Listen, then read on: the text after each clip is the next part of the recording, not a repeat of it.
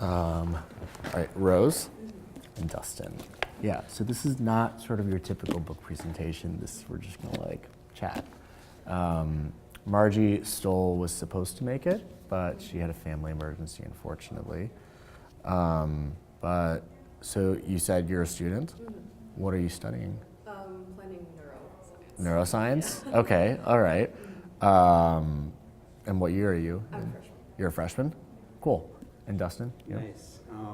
So I looked you up, and I think we share like something of like a shared background. So I was Really? a program manager at Microsoft for a while. Okay. Like full time? Yeah, Okay. working on HoloLens, and I do dev stuff now. So Nice. I was like looking at events online, and it was like, oh, it's like VR, like cool. I'm like, cool. Like I'm curious to see what somebody who's been in tech like thinks about that, maybe. Yeah. Are you both, I mean, I assume if you're at a book event that you're also readers. Yeah. What do you like to read? Let's start with Dustin. Let's see. I read a lot of science fiction. I read literary fiction, nonfiction, but I don't read a lot of YA. Do you consider this book YA or? I do, yeah. I mean, so the protagonist, Opal, is 17 years old. It's set at a boarding school. Oh, cool. Yeah, it's very much YA. And we can get into kind of like YA versus non-YA, what I at least find the merits of writing and reading YA are. Yeah. But then, of course, I also like reading literary fiction, nonfiction too. I packed Bad Blood for this trip, which I'm really excited to dive into. Yeah. It's a Theranos book. I read I like to try and diversify. Like, I'll read fiction, nonfiction. I like poetry a lot as well. Yeah. So, like, right now, usually I just read whatever's required for me for school and whatnot. Right. But, I like to try and branch out. Yeah. I've been getting back into poetry lately. Who are some of your favorite poets? I like Shane Coixon a lot. Who? Shane Coixon. No, I He's a haven't. Canadian poet. He does a lot of spoken words. Okay. So, yeah. Yeah, I'm trying because I think I was always put off by poetry with, just maybe like antiquated, like inaccessible Shakespeare. Exactly. All right, yeah, iambic pentameter, of course, has its, like, it sounds cool and rolls off the tongue. But no, I've gotten really into Billy Collins, Gwendolyn Brooks. There's some really great modern poets writing today. That's cool. Yeah, so you're at you said you're currently at Microsoft? No, I pieced out, but. You pieced out, Are we okay. recording this? I don't, yeah, I guess we're on Facebook Live. This like little like mini powwow of ours is just gonna be broadcasted to maybe another 2 or 3 people on Facebook Live. No, I love book events. I love the book community for that like this isn't, it's like, you're just like among fellow readers and writers. And so whether you're talking about your own book or just like having a conversation about other books, it's like, it's always a fun time. Yeah, so all right, so you're not at Microsoft anymore, you left and now you do... Yeah, I'm a dev now. You're a dev now? Yeah. Okay, you switched from PM to dev? Yeah. Okay, that's quite a, I feel like going from less technical to more technical. Oh yeah. I'm just shaking things up. Yeah. Making it fresh. Cool. All right, well, I guess I will I'll present a little bit in that I'll talk about this book and sort of like how I even got here, how I came to write this 17-year-old female coder who enters a VR contest and goes viral, and also just how I fell into writing in general, because I did not study writing or English in school. I studied computer science, and you were talking about our shared background. And even like, it's not even that I studied computer science in school, but I wasn't really reading a lot of fiction at that time. I was a voracious reader all throughout, grade school, but then sort of fell off of it in high school. And that's always interesting for me to think about and sort of why I fell out of reading. And I think that's part of why young adult is so appealing to me. So I guess I'll start with that. Like, when I was a kid, I loved Magic Treehouse. I loved A to Z Mysteries. Yeah. What? I'm curious. What? Because I guess like you and I might have read similar. All of us. Like, what sort of children's series were you into as kids? Yeah. Well, it's funny you said Magic Treehouse because I love that as well. and so I'm trying to be a translator, and so I'm translating this series. It's kind of like the Japanese Magic Treehouse Kids right now, where it teaches you like about like Japanese history. Okay. And the kids like travel back in time as well. It's a Japanese series? Yeah. And the kids travel. Okay, so it's very much like It's Magic pretty Treehouse. similar. It's like Almost like disconcertingly so. We're like, which came first? Right? Yeah, Which yeah. came first? But yeah, like all of the stories though are like Japanese historical characters, like samurai or like Natsume Soseki, like the author, people like that. Yeah. It's so great series. Oh, that's cool. Well, and especially, I mean, one of my favorite things about Magic Treehouse, if we can go off on a Magic Treehouse tangent, is the nonfiction companion books. I don't know if you were as much of a nerd as I was about those, but like every now and then for maybe like one of the stories that were like particularly interesting or historical, like I remember they had one for the Titanic, for Pompeii, they have like a separate nonfiction book. That was just like a really long Wikipedia article about that subject, essentially. Yeah, so I mean, Magic Treehouse was my shit. A to Z Mysteries, anything by Andrew Clements. Frindle, I absolutely loved, if you remember Frindle. And so, you know, I graduated very briefly to YA in high school. I remember I read Ned Vizzini, and like everything that he had written is kind of a funny story and some other guys. But then I remember what happened was like my sophomore year, I had an English teacher who, at least from my perspective, was like very kind of like, you know, she only taught us the classics and like was really into literary fiction. And so she recommended some sort of modern literary books to me. And at like 15 years old, I was reading those and just like didn't really vibe with Colin McCann or any of those more literary works. So I kind of veered off into, you know, interestingly, into nonfiction. Around that time I was writing for the school newspaper. Were either of you newspaper kids in high school? You were? I was a journalist in the newspaper yearbook. Nice. What was your position on the paper or the yearbook? I helped copy edit, and I was like sophomore, junior, and senior class editor as well. Nice. But Okay. Yeah. No, and it's just like, was it like this for you, or just kind of? I wouldn't call it a clique, but kind of like a cult. Like it was like, yeah, it was a really tight knit group, especially like late nights, like your deadlines. Yes, yeah. Ours was monthly, but yeah, like the week before deadline, I guess deadline week, we'd be in the newsroom until like 9 or 10 o'clock every night, maybe 11 o'clock. I think my latest was like midnight or like 1 a.m. Oh, really? Time to go home, I guess. Yeah, I was gonna say, how did you swing that? It's pretty bad, but No, yeah. So I was a big student journalist, which is also, I met someone at the New York launch last night who is writing a YA novel about student journalists, which I think is a great idea. I'm sure there are some out there, but just like that is such a like position of power, or like you feel like you're in power. Like especially like my thing was like investigative stories. So I did like a piece on like freak dancing or grinding, because our administration prohibited grinding, whereas like all these other schools in the area were like super lax about it. And so my friend and I, like co-journalist and I, infiltrated these school dances and like interviewed the chaperones and students. So as a result, I guess I got really into reading like journalistic accounts, nonfiction books, and just became kind of a news junkie in general. But yeah, so that got me to kind of fall off of fiction, unfortunately. And I got really busy with like extracurriculars, the SATs, APs. Like, I know this is super triggering. Like all the things we have tried very hard to forget about. But when you're a young adult author, you're kind of like mining that bank of high school pain and suffering and late nights for material. So, yeah, I had to. Yeah, so it wasn't until college where my little sister, basically, she started handing me these YA books. She handed me like books by John Green, books, by Stephen Chbosky, Percy Being a Wallflower, and she was like, you have to read these, because, she was 15 at the time and those meant everything to her, and she knew that I would like them. And I did.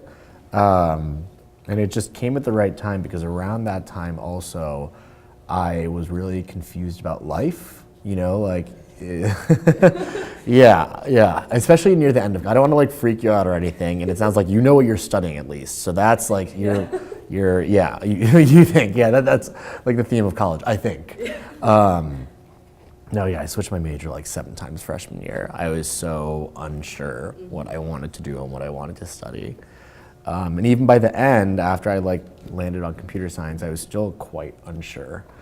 And so I came up with this character. You know, I started thinking about like, you know, when I was 16 years old and how desperately I wanted to run away. And I guess in like that moment of wish fulfillment, I came up with this 16-year-old Scott. He was named something else at the time. And he actually did it. He actually ran away and like goes on this great adventure.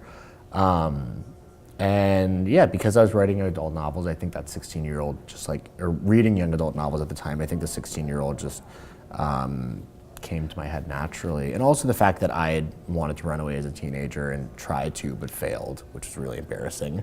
And then, you know, I started writing the book. And I started writing it also, it's funny because like, and with this book, I'm starting to realize it's like this too. There's never really just like one spark or one moment where you're like, this is my book, and it all comes together.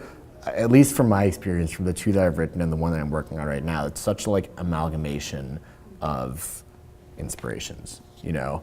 So in this case, it was the fact that I was reading with Down and Across. I was reading YA for the first time and really loving it. First time in a long time.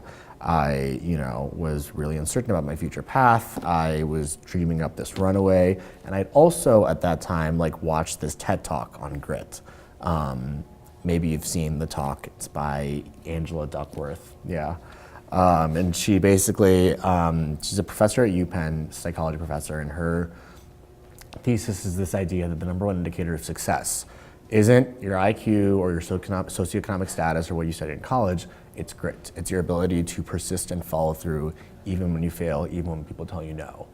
I felt at the time that I didn't have that, especially thinking about how I tried running away and failed in high school, or how I had given up on all these majors in college, and even with my CS degree, I wasn't sure what I wanted to do. I felt that I wasn't a gritty person.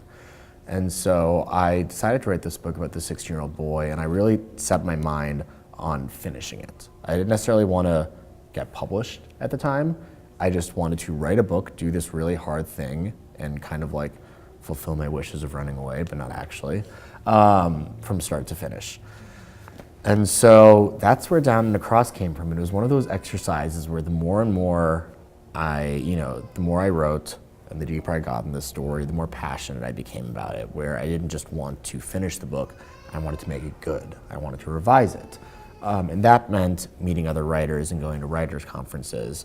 And of course, by doing that and going to book events and reading more within the YA age group, within the contemporary coming-of-age genre, I just became immersed in this world of writing and authors and readers. And so eventually I sold my book to a publisher, and I kind of had this that was a little bit of light bulb moment where I was like, I could do this full time. I could give it a shot. I'd been working at a tech company for a couple of years as a PM. But the company was growing really fast, which is always a double-edged sword, because that meant that we were getting closer and closer to going public, which is really exciting. But at the same time, my job was getting less interesting. Part of why I didn't take a full-time job at Microsoft was because I didn't want to work on a button full-time, which is a little bit what I was doing as an intern, at least. And I was in a satellite office, so maybe that had something to do with it also. But I kind of saw this opportunity to give writing books a shot. And that's where I wrote the second book. And Girl on Viral was, I knew I wanted to write a book set in Silicon Valley. As soon as I left my job, I was feeling kind of like tech FOMO. I missed working with other engineers and, with zany entrepreneurial types, with co-founders. I missed kind of building and iterating really fast. And so I decided to have my characters do it. It was interesting to write Opal because, my first book was about a boy who was very much like me, 16 years old, Iranian American, strict immigrant parents, feeling kind of confused about his life path. Girl Gone Viral is about a 17-year-old female coding whiz who knows exactly what she wants. She's passionate about computers, she's passionate about virtual reality and building VR experiences, but also she's really determined to figure out what happened to her father. Part of it for me was like, I knew I wanted to write something that was like The Social Network, because that's like a favorite movie of mine, and I wanted to write about like a character who creates something out of nothing and like goes viral or kind of gets like, drunk off of fame and virality. But I didn't want that to be another dude. I didn't want to write another male coder, another Zuck. Even if I made him Iranian or some other, I am not underrepresented in tech and in tech stories and Silicon Valley stories. So that's when I was like, let me explore, like maybe I could make this a girl. And so what I did was, because I knew that like being a woman in Silicon Valley is its own uniquely, I think, challenging thing, or a woman in tech in general, I went out to Palo Alto for a week and I spoke with about a dozen female engineers and entrepreneurs. And I heard some really cool stories. Really wild stories, just kind of like exactly what you'd expect, with them going through kind of like their college education and then the workforce. And I remember there was this one female coder who told me that like a story that had really stuck with her was when she was a kid, she like did chess and competed in chess tournaments. And she remembered being at this one tournament and like her opponent, this boy, was like so convinced he was going to win. He had this like really smug look on his face. And she remembers kind of like as she was playing him and beating him, that look started to melt. And it melted from like, oh, I've got this, I'm like playing against a girl, to wait, am I losing to a girl? To holy shit, I just lost to a girl. Like that sort of experience has stuck with her over the years and like really like fueled her to like, to basically like succeed in this like male dominated space of tech and in code. So so I knew, again, like I knew that I wanted to write a Silicon Valley story. I knew that I wanted it to not be from that typical male coder perspective. I did my research, but then VR sort of found its way into this book, where initially it was actually going to be about a girl who just kind of like went viral on YouTube, and I had her. It's funny. I thought YouTube, and what I wanted initially was like for her to like come up with an algorithm for virality, basically. This idea that because you think about it, like, and you see it too. You see it with like what's going on in like, on social media and with Cambridge Analytica, that like the more we put ourselves out there, the more data there is about us, the easier we are to manipulate. So why wouldn't somebody be able to come up with an algorithm in order to engineer going viral, And that idea came from, 5 or 6 years ago, a friend, I remember we were at like a bar on campus, and she came into the bar and like sat down at our table and was, guys, like, I have a brilliant idea. She was like, I was just in a class where our professor was telling us about these like engineers who basically have figured out like 25 or 30 variables in songs where they can like tweak these variables and figure out whether a song and like, determine with like pretty good accuracy whether a song is going to become a hit or not, And she was like, what if we did this to other media? And this is of course like, this was on, this is like at a bar, we weren't serious. It was one of those like, how people are like, let's open a bar. This is my friend who I was always like, let's start a startup, So this is one of her like, let's start this startup, wacky ideas. But yeah, so initially like, I wanted my Silicon Valley story about Opal to be how she like engineered herself into going viral on YouTube. But then VR happened, and I think it was because it's kind of hard to say, but I knew that Opal, the main reason that she wanted to go viral and kind of become famous was because she had this like, there was this missing father plotline, that her dad went missing 7 years ago and that she wanted to be seen by him. And I just started to think about kind of how with VR she could like immerse herself deeper into. Like it's the idea of like getting drunk off of fame and getting drunk off of this kind of like found family that you make. These like, you know, these fans of yours. Like I thought that that could be more interesting in VR. And also just like her connection to her dad. Like instead of watching old home videos or like keeping pictures of him, she actually has, and you see this in the first chapter, like she has recreated their camping experience. Like he used to take her camping to Tahoe sometimes, and she has rebuilt that. And sometimes when she's going to bed and she misses him, she'll just like immerse herself inside that XP, that experience. And it's like she's physically there with him. So I just thought it really heightened the stakes of the story, both on the like, you know, father side of things and like the memories that she has and wants to recreate. And then of course, when she becomes famous and goes deeper and deeper into this VR world. So yeah, I spent about a year writing the draft of this book and then a year revising it. I wrote a good chunk of the draft in Helsinki, which was kind of random. It was like a friend had a spare room over there. And I just like went off and wrote, and then I came back and finished and revised. And yeah, there are so many, the thing is like I was, you know, I finished editing this book last summer and I was going through it yesterday actually. And it never really struck me how many, not just plots and subplots there are, but just also like, I think a lot of this book for me, outside Opal's story was just exploring like what the future is going to look like and what all this technology means on a personal level. So, you know, in terms of like, you know, VR and full immersion, like it's not just books anymore. It's not just tweets, but it's like, you know, entire experiences that you are both A, consuming and then B, sharing. So it's that personal piece, but then also political. Like there is this whole rising party called the Luddite Party in this world, in this near future world, and the idea is that they're like an anti-tech movement. Yeah, that was a little bit my, I guess, response to the 2016 election, because the same way I think how a lot of us were blindsided that there was this like far right movement, that there were, you know, that a lot of people really did miss the good old days. I was thinking that something like that could exist down the road as technology becomes more and more invasive.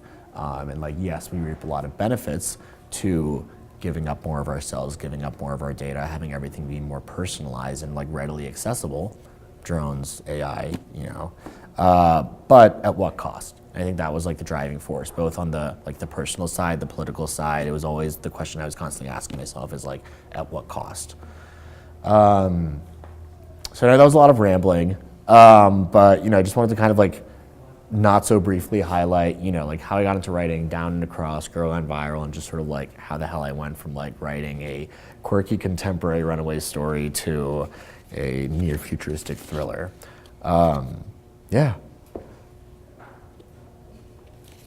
Are there any questions? Or like, yeah. Did you find it difficult to write in a young woman's voice? Yeah. No, I definitely did. I think it's funny because part of what very early on, I remember writing this book was probably like at least 10 times harder than writing Down and Across, because Down and Across was just my journal entries, like collected in book form, put into chapters, and then like edited and given it a plot. Girl Gone Viral, I first wrote it in the third person. I had an English teacher in the 7th grade who I remember coming into school one day with like a short story from a girl's POV, and I read it aloud to the class, and I remember she kind of like snickered and she was like, why would you write from a girl's perspective? You're a boy, you should be writing boy stories. And so I knew that I didn't want to write like a typical male coder, but I didn't feel like I was equipped to write Opal's voice. I think because that voice was still telling me, you know, like, you're a boy, like, you can't write from a girl's POV. So initially the whole book was written in the third person, Opal this, Opal that. But then my agent asked me to, you know, just try writing the first chapter in the first person and see if it clicked at all. And I did, and of course, I felt so much more comfortable in the first person. But I think it really helped. I'm glad that I did it in that order, because I think it helped that I got to sort of like experience the story in Opal's world as an outsider first from the third person before kind of like immersing myself even more in the first person.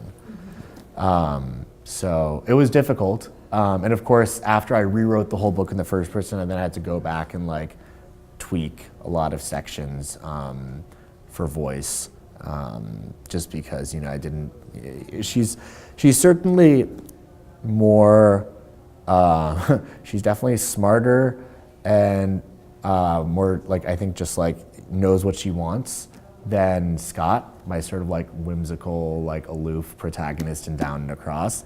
But I definitely didn't want her to ever sound like, you know, like a textbook or like a third person. Like, you know, I had to make sure that like even she had her kind of like humanity and jokey moments and moments of levity.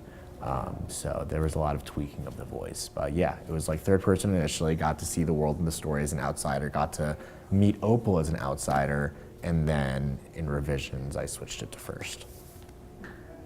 And did you have any context for this, you know, sort of father-daughter, you know? Yeah. I mean, it's complex. That's a great question. I think it was at first no, and I think the book in its early drafts was really more just like, again, I was like super inspired weirdly by The Social Network, but really irked by The Social Network because like we've seen that story a million times with a different like dude coder in a black hoodie. Okay, this was by accident, by the way. This is just like me getting off the plane from New York. It kind of worked out. It's very on brand. Opal would approve. No, at first I knew that was why she wanted to enter this contest and go viral and be seen. But in the early draft, I kind of like mentioned at the beginning and then resolved it at the end, but like ignored it pretty much throughout. And so I remember this happened with like 2 books where my editor is like love the characters, love the interactions, like the world's really cool, but like let's give it a plot, you know, or like let's just like, you know, you hint at a plot, let's like actually go there. And so it worked out weirdly enough because I think I knew that was like a pretty solid stake for her to want to kind of like go viral because like she was convinced that her dad was out there in the world, even if people were saying otherwise, even if she lives in Palo Alto, and even if the gossip mill was saying like, you know, he was really stressed and really angry and he took his own life, she was convinced he was somewhere and he just needed to see her. And so I knew that stake made sense, or that sort of like reason for wanting to go viral and wanting the things she wanted made sense. But I don't think I actually personally connected with Opal's with Opal's loss, like that sort of gap that she feels, until I was, you know, revising the book, and I had my own kind of like. I'm gay, and I came out to my dad relatively late. Like I came out in college to all my friends and siblings and everyone, but then I came out to my parents a couple years ago, 2 years ago, and things are good now. But at the time, I had like a 6 or 8 month period where my dad and I weren't talking, and that, I mean, for better or worse, like obviously I would have preferred. I wish it could have just like gone well off the bat, but that was really interesting because I felt what Opal was feeling, you know, that like knowing that they're out there and wanting them to see you while not having a communication channel, you know, and yeah, having those reminders. I don't know, it just, I haven't thought about it since then really. It didn't come up at the event yesterday, but that is how I kind of like, I think made her loss more authentic. Yeah. I have a question. So Yeah. another YA techno thriller I really liked was Little Brother by Pedro. I have that. I haven't read it yet. Yeah. Also, I mean, it deals with issues of like privacy and the surveillance state, and I kind of read it as like almost an instruction manual for like how young people can like fight back against the system. Yeah. And I was curious if Girl Gone Viral if you had any kind of like message you wanted to give people, or like how you kind of thought people might react to it after they read it. I did by the end, yeah. The ending was a little bit, have you read The Circle by Dave Eggers? Okay, that's another one that you'll really love. You've seen the movie? Yeah. Oh God, I'm sorry. That movie is, I love that book so dearly, and I was so looking forward to the movie, and I didn't know how they could mess up a movie with Tom Hanks, Emma Watson, and John Boyega, and they did. And now I'm worried again, actually Seattleites, this might be on your radar. Where Do You Go, Bernadette? That's getting, I love that book. And I'm worried. I'm still hopeful for the movie. It's been pushed back so much. But again, and I just figure like if they can mess up Emma Watson and Tom Hanks, then maybe they could mess up Cate Blanchett too. Anyway, that's like 8 different tangents I'm going on. No, so yeah, the ending was a little bit inspired by The Circle, where May and this, oh God, I won't spoil it for you, but there's like a find your voice sort of, I wouldn't say message in there, but just kind of like realizing that like putting yourself and all the stuff that you're afraid of out in the world is freeing. And I think I've experienced that personally. I think weirdly enough, that makes me think of like the movie Love, Simon and the book Simon versus the Homo sapiens Sedenda, which is like, it's just this idea that like coming out, whether it's like about your like, the pain that you feel because people talk about your dad and he's missing and you're convinced that he's still out there, or with your sexuality, like it's hard, but once you actually talk about it, when you talk about those things that you kind of like kept balled up inside you for so long, you A, feel free, and then B, feel powerful. And then C, people can actually help, So that's sort of one of the things that goes on in here, but also just the human side of technology. I wasn't, my character Opal is very left brain, very IQ over EQ, very like, if you're a Myers-Briggs person, T, not F. And so she's convinced that numbers will save the world, numbers will save us. She thinks that you can get to everything you need with code and numbers. And I love that about her, and that's why I wanted her to get to, like she has this very human desire to reconnect with her dad, but she plans to get there with, initially it was an algorithm. As I revised, it became this hack that she and her friends orchestrate, and then data that she uses to kind of figure out how to continue to, to become even more popular, basically. So she's a numbers person, and she believes deeply in AI and like all the technological advancements being made. But I think by the end of the book, she and her friends kind of realize there's a human side to technology that you can't ignore. There's another fantastic TED Talk that I watched, I think 4 or 5 years ago. It's on human-computer symbiosis, and ironically, it was by one of the founders of Palantir. I don't know if you're familiar with Palantir, but they're this like super creepy tech company that basically uses like data mining to help like the government catch bad guys and terrorists and criminals.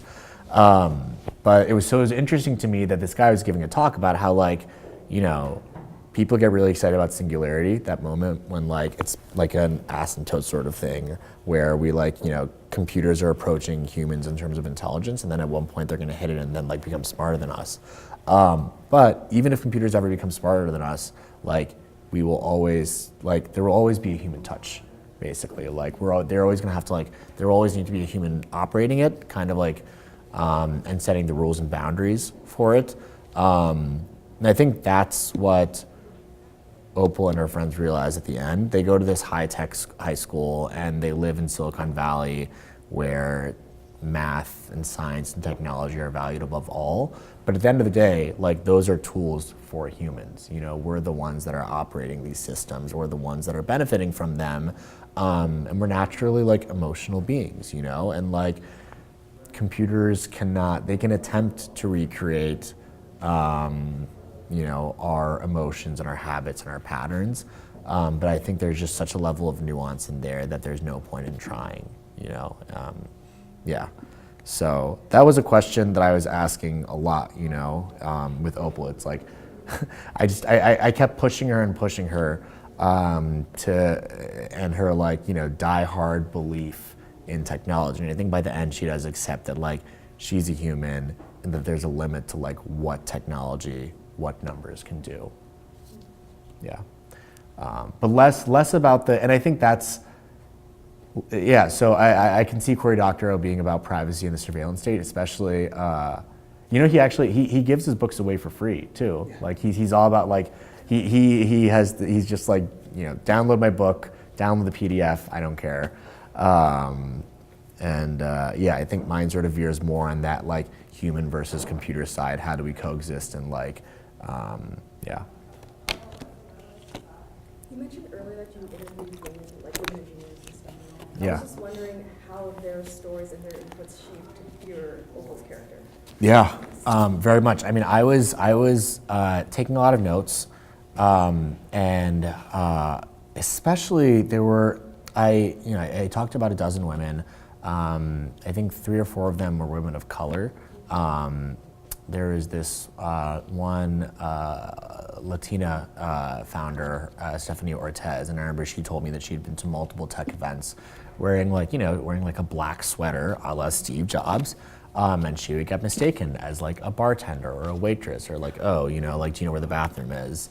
And the same thing happened. She had a black male co-founder who got that too, just wearing like a hoodie, And then similarly, I had, there was this she was an engineer, like an early engineer at Pinterest, and now she's a founder herself, Tracy Chow, and she's also just like a big spokeswoman for like diversity in tech, spokesperson for diversity in tech.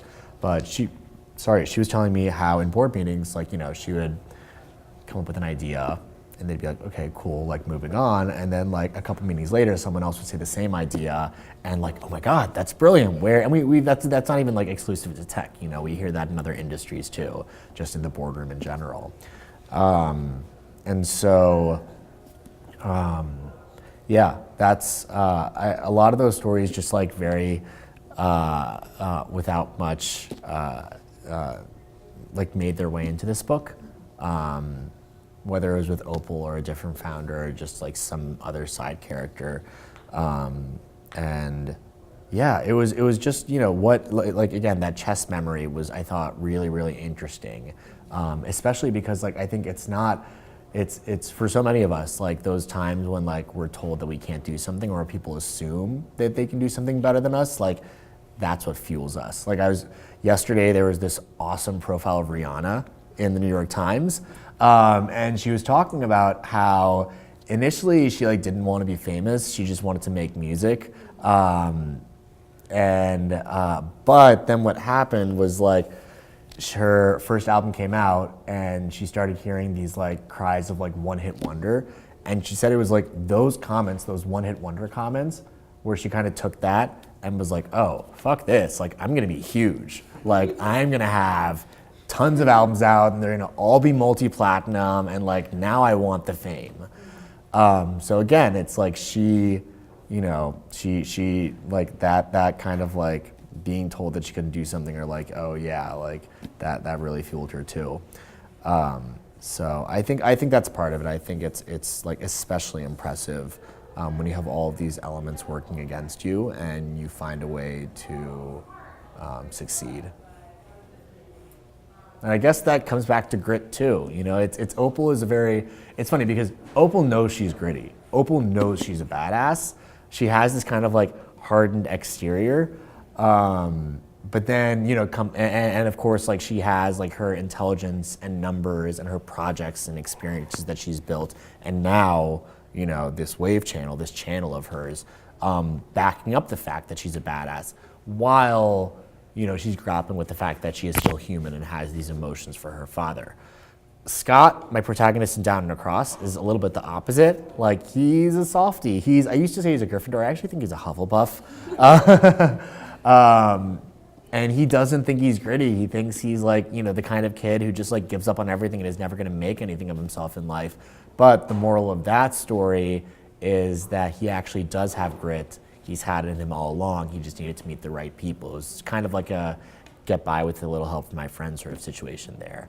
Whereas with Opal, it's like I can accept my humanity with the help of my friends. This pain that I've kept inside me for so long, I can put it out there, and people will understand and be more than understanding. They'll want to help. So all of that is to say, interestingly, these were both stories about grit and gritty people. Really, really like, I think, persistent, badass people, just like different ways of showing it. Yeah. Yeah. Also, we introduced ourselves. This is Dustin, this is Rose, and you are Jeremiah. Yes. Hey. Yeah, I thought I'd be traffic didn't work, so. No. So since you've done two different kind of genres now, did you find one to be more compelling to keep writing in? Like, so if you're clearly you would like to keep writing, so is there any particular genre that you'd like to stay in? But these two are kind of branch out. Oh, for sure. I'm going, my next book, the one that I'm working on right now, I have literally been calling Gay Italian Down and Across. Like, I am going back to the coming of age, sort of like summer of adventure, quirky, rompy, silly, sexy story. Yeah. So look, I'm really happy I wrote Girl Gone Viral. In large part because like I wanted to stretch my writing muscles. I didn't want to just write the same story 5 different ways. I didn't just want to write Iranian protagonists in like, realistic contemporary settings. And so I'm glad that I challenged myself. This is a darker story than I'm used to. It's in the near future. It's, this incredible 17-year-old girl's perspective. And so I feel like I really challenged myself with Girl Gone Viral, but I miss the hijinks, I miss the quirks, I miss, I miss that. So at least with my next book, I'm going back to contemporary and coming of age. Yeah.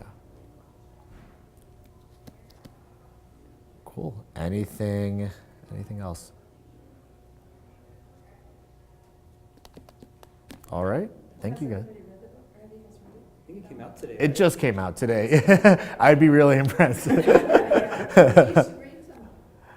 Oh yeah, let me read a little bit. Oh, I guess we do have some time. Sure. I'll read the first chapter. Always good to start from the beginning. All right. So the book opens actually with a note. The note just says, "My dear family, I must leave you. I don't wish to be found. The world is complicated, the future even more so. I don't wish to complicate it further. Yours, Aaron Tall." So, part 1, Girl Exposed. I swear I'm not usually this creepy. I'm not the kind of person who gets off on eavesdropping, and I can count on one hand the number of times I've stalked a crush on social media.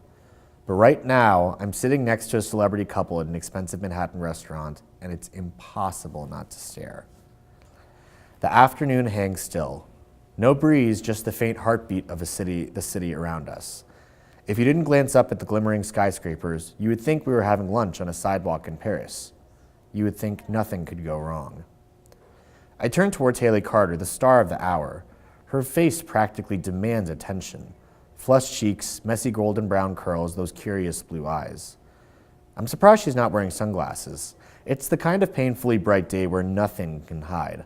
Not the loose thread in Haley's whimsical sundress, not the puddle of blood beneath her flame mignon, and especially not the fact that her boyfriend has no interest in being with her.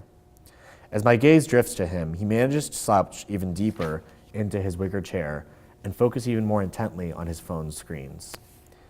Haley's lips move, though I don't hear what she says. Whatever it is, Timmy doesn't reply. His jaw tenses and he runs a hand through his perfect brown locks, but he doesn't offer her any real attention. Everyone says Haley is lucky to be dating Timmy. She's a constant fixture in the tabloids, the love child of 2 washed-up pop singers, and he's the young Grammy winner with a fan base so rabid it sometimes feels like a parody. She dropped a tennis shoe from a balcony last year and almost killed a man. He drops platinum albums. Haley Carter pipes up again. This time it's not her lips, but her throat, a deep and demanding ahem. Timmy finally looks up from his phone, his face peeking out from the shade of the large overhead umbrella, and his eyes narrow on the nervous girl across the table. I hear their next words clearly. What? Haley frowns. Are we really doing this again? As I stare, a paparazzi drone swoops down and flies past my nose. More of them descend like vultures, smelling the blood of a juicy tabloid story, just like they swarmed me 7 years ago when word had gotten around that my dad was missing. Get out of my face, Haley says, swatting one of the drones away. Out! Haley, stop it, Timmy hisses. You're causing a scene. Oh, I'm always causing a scene, aren't I, Timmy? You get to be the calm, cool, collected one, and I'm just crazy. Once I broke down in front of those flying cameras outside our home. I poured out my 10-year-old heart to them, and my mother ran and grabbed me by the wrist, pulling me inside and slamming the door shut. She told me my father was gone, that there was no point in looking for him after the police found that cold, heartless note. I told her the drones could help, because if he was out there, he needed to know we were hurting. When you're desperate, you'll do whatever it takes to be heard. You are crazy. You know that? Timmy spits at Haley. He looks nervously in my direction. You'll never change. My dad never did turn up, and eventually the drones outside our house moved on to the next girl's tragedy, the next juicy headline. I wish I could say I moved on too, but certain memories are like shadows. You catch one glimpse, one fuzzy reminder of your dark past, and you realize it's been following you this entire time. Get out, Haley Carter screams. She leans across the table and shoves Timmy with her ring-studded fist. Timmy stumbles out of his seat. A waiter rushes from inside the restaurant, though he stands a safe distance from Haley. She picks up the steak from a plate and looks like she's about to hurl the slab of meat at Timmy, whose delicate fingers are curled around his chair like it's a shield. The waiter gasps, extending an arm towards poor, beloved Timmy. Get out, Haley screams again. The veins in her neck pop. Timmy doesn't move. He glances out the side of his eye at the whirling drone, his chest rising and falling. He can't come off like a coward when he's being recorded. His fans think the world of him. They're expecting him to be brave. I look down at the piece of steak in Haley's hand. I can see every detail. The crimson streaks running through the pinkish-brown meat, Haley's fingers digging deep into the flesh. I look back up. Haley's face and mine are so close we could melt into one. I'm looking inside her, and I see a girl who can't show the world her multitudes because it refuses to see more than one dimension. She says it once more with absolute finality. Get out. This time, Timmy listens. He jumps over the sidewalk fence and takes off down the street. That's when Haley begins murmuring to herself, "Get me out of this world," over and over and over. Whether she means her personal life or her mental health struggles, or this modern world where the lines between reality and fiction are blurring every day, it doesn't matter, because everything freezes and the Manhattan streets dissolve before my eyes. I'm not really there. So that is the opening, and it's a VR experience is the thing. So it's like all Opal when she's supposed to be doing homework in the middle of class. She's like inside this experience. Yeah, that was another thing. This, Haley Carter, Timmy, they're like a celebrity couple. And that was like, I was thinking about the future and how, just with this ability to really immerse yourself in people's lives, to really like be on the scene of celebrity breakdown or like the Oscars or whatever, like what does that mean for, what does that mean for like the Kardashians? What does that mean for like, the sort of like PR and all the maneuvering that goes behind these celebrities? I think we're always thinking, or those of us who follow pop culture are maybe always thinking like, is it real? Is it an act? Did they mean to say that, or was it set up? Like, there's like a feud right now going on in the YouTube world some of you might have heard of between like James Charles. Yeah, okay, thank you. Yeah, and these guys know. Dustin, are you not? Are you? So I think, yeah, I don't know a ton about it. I started to kind of like read up on it last night, and then I was like, I'm going to bed. I couldn't even. But no, I think like my understanding is some people think it might just be a publicity stunt. We hear about publicity stunts all the time.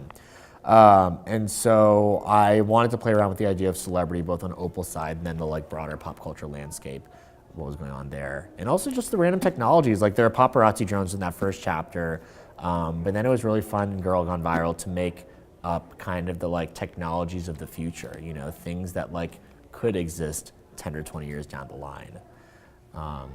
Initially, this book was set in 2040, but I ended up scrapping any references to dates and I ended up like removing the year and just leaving it kind of open-ended, because I remember I had friends and my editor and agent reading it, and people had really different reactions to what they thought was possible when, Of course, people have their own opinions of like whether VR is going to be sort of like popularized at all, or whether like drones will ever be used for for paparazzi or delivery and this and that. But yeah, I wanted to leave that to like you, the reader, to kind of figure out like, all right, this amalgamation of technology, could it exist in 10 years, or is it more 30 years down the line kind of thing, or like, is it all just really unrealistic, So I left that open-ended. So, if the store officially closes at 7, we could all stay open. But if you'd like to buy a book, kind of Cool. All right, well, this has been fun and very intimate. Thank you guys for showing up. No, I really, I can't believe this book is out. And I am really happy just to kind of like, this is like day one, but just to kind of be able to share it with the world is like both, it's kind of what I was talking about, right? Like putting like a piece of yourself out there in the world and like letting people, it's freeing, but it's also a little bit scary. And I think we're still at the scary part. So thank you for coming.